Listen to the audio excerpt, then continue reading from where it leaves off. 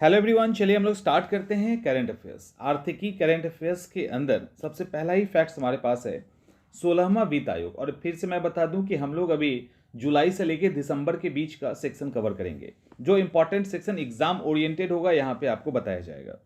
सबसे पहले 16th finance commission. आपको पता है 16th फाइनेंस कमीशन में ये जो चेहरा देख रहे हैं ये डॉक्टर अरविंद पनगढ़िया का है। ये वही शख्स हैं जो नीति आयोग के पहले अध्यक्ष थे और ये वही हैं जो कोलंबिया यूनिवर्सिटी के प्रोफेसर भी हैं। इसके साथ साथ ऋत्विक रंजनम पांडे साहब को इस वित्त आयोग का सचिव नियुक्त किया गया है। जैसे ही ये फैक्ट आएगा वैसे ही आपको एक आर्टिकल याद रखना है, आर्टिकल 280। आर्टिकल 281 के अनुसार 16th फाइनेंस कमीशन की नियुक्ति राष्ट्रपति के द्वारा या भारत सरकार के द्वारा की गई है। अब इनको बताना है कहाँ कहाँ क्या टैक्स होगा, वो तो बाद की बात है, लेकिन आपको जो यहाँ जानना है वो ये जानना है कि 16th फाइनेंस कमीशन कब से कब तक का वैलिड रहेगा।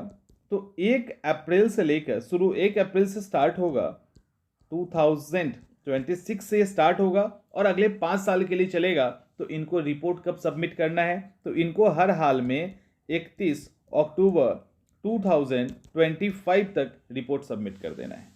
तो इनको भी इसी के लिए ये काम पे दिया गया है। ठीक है, चलिए आगे चलते हैं। पहला 3D प्रिंटेड डाकघर। पहला 3D प्रिंटेड डाकघर, सबसे पहले फैक्ट याद रखिएगा, ये डाकघर बेंगलुरु के कैम्ब्रिज लेआउट में खोला गया है। ठीक है, बेंगलुरु के कैम्ब्रिज लेआउट में खोला गया है। केंद्रीय रेल संचार, इलेक्ट्रॉनिक और आईटी मंत्री अश्विनी कुमार के द्वारा पहला भारत का 3D प्रिंटेड पोस्ट ऑफिस का इनॉग्रेशन किया गया। इसका निर्माण IIT Madras and L&T Larsen and turbo, IIT Madras and L&T Larsen and turbo construction के द्वारा किया गया है।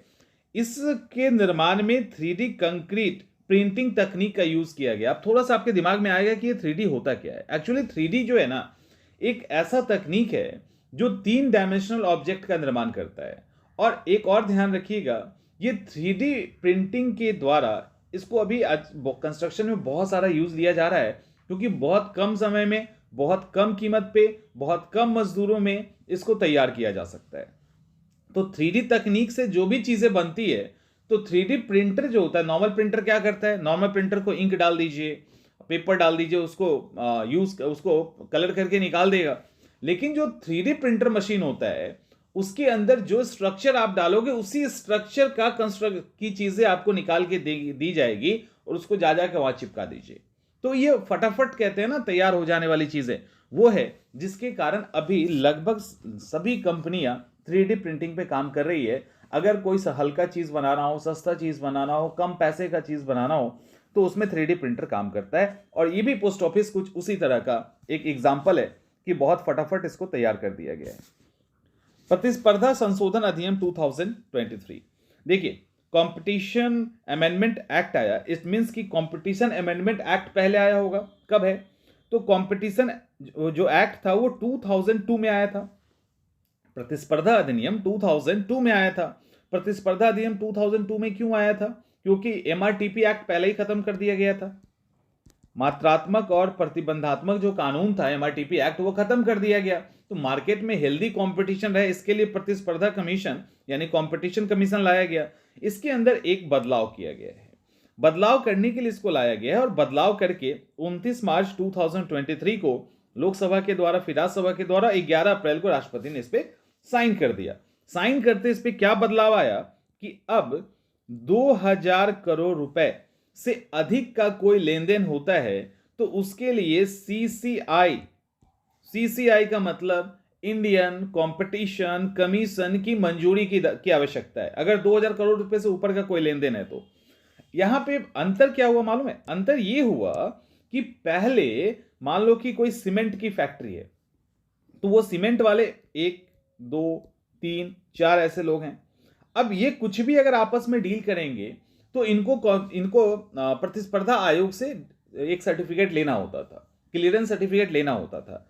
लेकिन इसी दौरान, अगर इसी सीमेंट के दौरान अगर कोई दूसरा सेगमेंट में काम कर रहा है, मान लो कि आयरन का काम कर रहा है, ठीक है, रॉड का काम कर रहा है, मान लीजिए कुछ भी लाइमस्टोन का काम कर रहा है, तो होता क्या था, डायरेक्ट सीमेंट वाले अगर कुछ ऐसा करते थे तब तो उनको परमिशन लेना पड़ता था, लेकिन उससे अलग कोई अगर ऑक्यूपेशन कर रहे हैं तो उनको फिर क्लियरेंस की जरूरत नहीं पड़ती थी। इसी को रोका गया है और ये कहा गया है कि नहीं, इससे अधिक का लेन देन किसी के भी बीच में होगा तो वो सामान व्यवसाय से अगर नहीं भी जुड़े हैं तब भी उसके साथ तब भी उनको कंपटीशन आयोग का सर्टिफिकेट लेना होगा। जैसे मान लो कि कोई बुक बना रहा है, किताब बना रहा है, तो किताब के अंदर कंपटीशन है, किताब बना रहा है तो किताब के अंदर कंपटीशन है, ठीक है। तो कोई मान लीजिए बुक है तो पेन वाले अगर हैं उनके साथ अगर कोई एग्रीमेंट हो रहा है तो वो पहले इसके अंदर नहीं आते थे। अब ये बुक वाले 2000 से ऊपर का कोई भी काम करेंगे, अगर वो एग्रीमेंट पेन वाले के साथ भी हो रहा है, वो एग्रीमेंट अगर फूड वाले के साथ भी हो रहा है, तो अगर ऐसा कुछ हो रहा है तो हर एक आएगा उसके अंदर। पहले एक कैटेगरी वाले लोग आते थे, एक व्यवसाय वाले आते थे, अब वही लिमिटेशन को समाप्त करके जो विरोधी व्यवसाय हैं या जो अदर ऑक्यूपेशन वाले के साथ भी डील होता है उनको भी इसके अंदर शामिल कर दिया गया है। मौद्रिक नीति, मॉनेटरी पॉलिसी, आरबीआई के द्वारा मॉनेटरी पॉलिसी जारी की गई है। मॉनेटरी पॉलिसी के अंदर ध्यान रखिएगा कि आरबीआई ने बहुत कुछ नहीं बदला है। आरबीआई के द्वारा अभी जो कुछ बदलाव ऐसा कुछ खास हुआ नहीं है। एसडी एफआर की अगर हम बात करें यानी स्टैंडिंग डिपॉजिट फैसिलिटी रेट, तो वो 6.25% है। इसके अलावा एमएसएफ की बात करें, मार्जिनल स्टैंडिंग फैसिलिटी की बात करें तो 6.75% है। बैंक रेट की अगर हम बात करें तो बैंक रेट जो है वो 6.75% है, उसमें भी कोई बदलाव नहीं किया गया, तो सब एज इट इज है। और मेन आपको तो याद रखना होता है सीआरआर, एसएलआर, तो सीआरआर जो है वो 4.50 ही है और एसएलआर 18% है, ठीक है, एसएलआर 18% है, तो इतना ही है। और रेपो रेट जो है अपने ही रेपो रेट की बात करें तो रेपो रेट उतना ही है जो पहले था 6.50%। तो इस तरह से मॉनेटरी पॉलिसी इनके द्वारा भी जारी किया गया है। ये तो बदलता रहता है ना। भारत का पहला यूपीआई एटीएम, भारत का एक्चुअली ये जो फैक्ट है वो ये है कि सितंबर 2023 में जापान की एक कंपनी है, हिताची का नाम आपने सुना ही है। ये जो हिताची है अब इसी ने एटीएम लगा दिया है। तो हिताची लिमिटेड की एक सहायक कंपनी है हिताची पेमेंट सर्विसेज, ठीक है। तो हिताची पेमेंट सर्विसेज जो है वो उसने क्या किया है, भारत का पहला यूपीआई एटीएम को इनॉग्रेट किया, यानी उसको स्थापित किया। ये वाइट लेबल एटीएम है, ये वाइट लेबल एटीएम है, ठीक है। इस वाइट लेबल एटीएम है, इसको national payment corporation of India यानी एनपीसीएल के सहयोग से स्थापित किया गया है। इसका नाम रखा गया है Hitachi money spot, Hitachi money spot UPI ATM. इसके अंदर ये आपको पता है कि जो व्हाइट लेबल एटीएम होता है ना, इसको बैंक स्थापित नहीं करती, बल्कि इसको नॉन बैंकिंग जो संस्थाएं होती है ना, जो नॉन बैंकिंग संस्थाएं होती है एनबीएफसी, उसके द्वारा स्थापित किया जाता है। और Hitachi money spot UPI ATM को इनॉग्रेट 5 सितंबर 2023 को मुंबई के ग्लोबल फिनटेक फेस्ट 2023 के दौरान किया गया। अब बिना कार्ड के यानी कार्डलेस तरीके से पैसे निकाले जा सकते हैं। तो कार्ड की जो जरूरत थी वो भी यहाँ पे समाप्त हो गई है और कोई एटीएम कार्ड नहीं चाहिए, वहाँ पे जाइए और पैसे निकालिए। तो हिताची के द्वारा इसको भी स्टार्ट किया गया है। पशुपालन को लेकर, एनिमल हस्बेंड्री को लेकर एक डाटा आया है। उस डाटा के अंदर और ये डाटा कब का है वो भी देखना है, कब का है ये देख लीजिए पहले। ये जो डाटा लाया गया है वो 1 मार्च 2022 से लेकर 28 फरवरी 2023 तक का है। तो ये जो डाटा है वो 1 मार्च 2022 से लेकर 28 फरवरी 2023 के बीच का है। तो यही है आपका ये डाटा। अब ये जो डाटा है इसमें एक और चीज़ आपको ध्यान रखना है कि आगे आने वाले जो भी एग्जामिनेशन होंगे वहाँ से एक सवाल इससे बनेगा, ठीक है। तो उस बात का ध्यान रखिएगा कि इस डाटा को अच्छे से माइक्रो लेवल पे तैयार कर लीजिए। सबसे पहले हम अगर भारत की बात करेंगे तो दूध की बात करेंगे, मिल्क के प्रोडक्शन की बात करेंगे तो भारत में इस दौरान मिल्क का प्रोडक्शन 230.58 मिलियन टन रहा, 230.58 मिलियन टन रहा। और FAO के अनुसार दूध उत्पादन में भारत दुनिया में पहले स्थान पे है। ठीक है, दूध उत्पादन में जो भारत है दुनिया में पहले स्थान पे है। टोटल 3.83% की इसके अंदर वृद्धि दर्ज की गई है।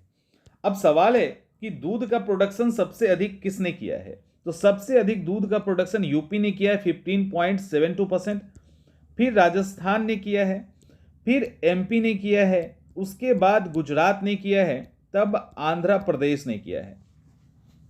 आंध्र प्रदेश तो पहला है, यूपी, राजस्थान, मध्य प्रदेश, गुजरात, आंध्र प्रदेश। इसके अलावा बिहार का जो रैंक है, बिहार जो है वो 5.42% बिहार ने किया है। अब ये तो हो गया क्या? तो दूध का उत्पादकता। इसके अलावा दूध की उपलब्धता, पर पर्सन दूध कितना हमारे पास अवेलेबल है? तो 459 ग्राम पर डे के हिसाब से हमारे पास दूध है। अब उत्पादन तो हो गई, अब ये जो उपलब्धता हमने आपको बताया ग्राम प्रतिदिन का, उसमें पंजाब में सबसे अधिक है, खूब दूध और छाछ पीते हैं। पंजाब में 1283 ग्राम प्रति दिन की उपलब्धता है, 1 लीटर से अधिक है, 1.25 लीटर के आसपास से भी अधिक है। फिर राजस्थान उसके बाद है 1138 ग्राम, हरियाणा 1098 ग्राम। तो ऐसे करके पंजाब नंबर 1 पे, राजस्थान सेकेंड पे, हरियाणा तीसरे नंबर पे। इतना काफी है। इसके बाद दूसरा है अंडा।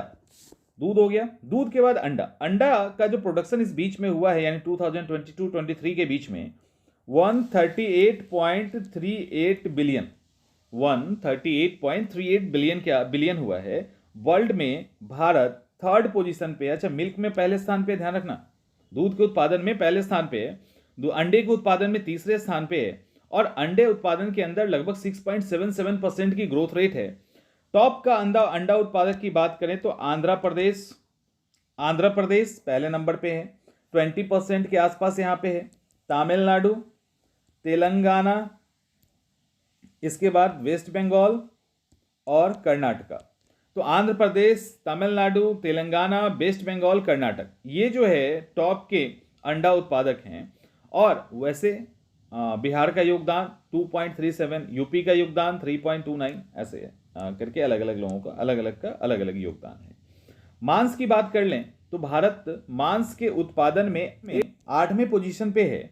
और मांस के उत्पादन की बात करें तो टोटल 9.77 मिलियन टन उत्पादन किया गया, 9.77 मिलियन टन उत्पादन किया गया। और जितना हमारे पास दूध नहीं है उससे अधिक मांस है, 7.10 kg, सॉरी मैंने पर ईयर का है ना, 7.10 kg पर ईयर का हमारे पास मांस अवेलेबल है। 8वें पोजीशन पे हैं, 9.77 मिलियन टन उत्पादन किया गया। अब आपके हिसाब से टॉप पर कौन है? तो मांस में टॉप पर उत्तर प्रदेश है, मांस में टॉप पर वेस्ट बंगाल है, मांस पे टॉप पर तीसरे नंबर पे महाराष्ट्र है, उसके बाद आंध्र प्रदेश है। तो ऐसे करके अलग अलग राज्य अलग अलग जगह पे रैंक कर रहे हैं।